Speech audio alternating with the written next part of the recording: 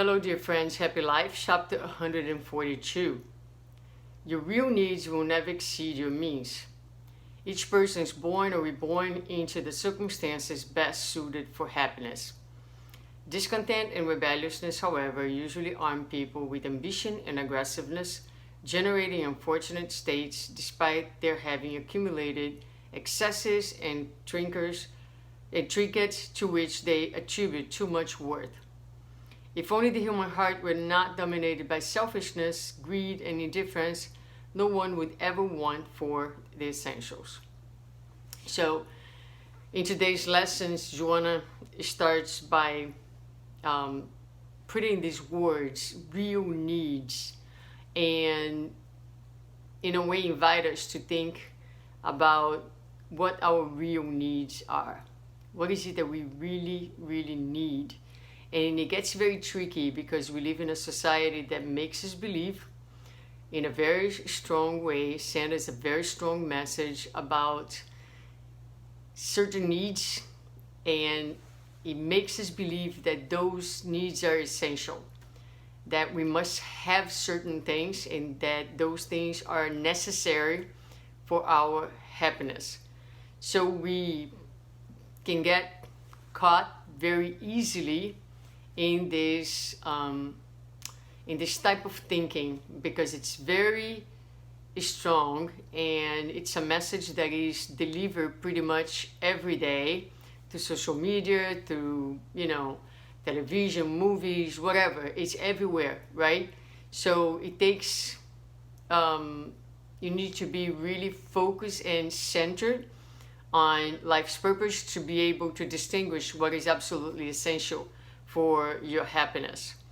So we are born within the circumstances that are most favorable for our happiness. And you may say, well, not everybody, but it again depends on how you're thinking about happiness, right? So if you're thinking about happiness from the material perspective, sure, a lot of people are underprivileged, and perhaps we could argue that they struggle and they don't have the necessary for happiness. But here we are talking about happiness in a more everlasting, resilient way.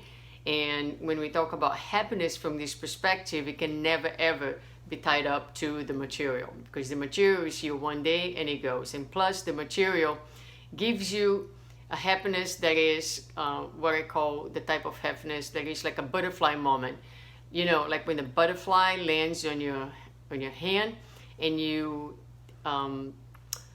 attempt to kind of hold it or hold that moment, and the next second before you know it's gone, right? So that is the type of happiness that the material realm offers us. So when we get something new, you have a butterfly happiness moment, and then the next thing you know, you were seeking for the next new thing that can give you another butterfly moment. So those are very fleeting moments that do not stay with you, that they do not fulfill you. So life is going to give us the circumstances.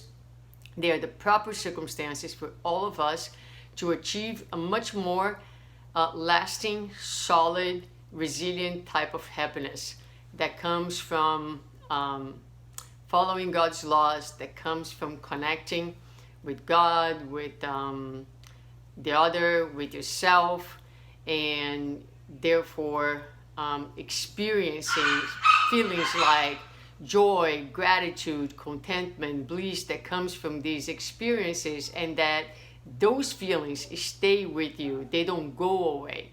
All right? So a lot of times discontent and rebelliousness will arm us and will set us with ambition and aggressiveness, and we are kind of set to be in this state of constant need for more, and also discontentment and resentment with life, with the Creator and others.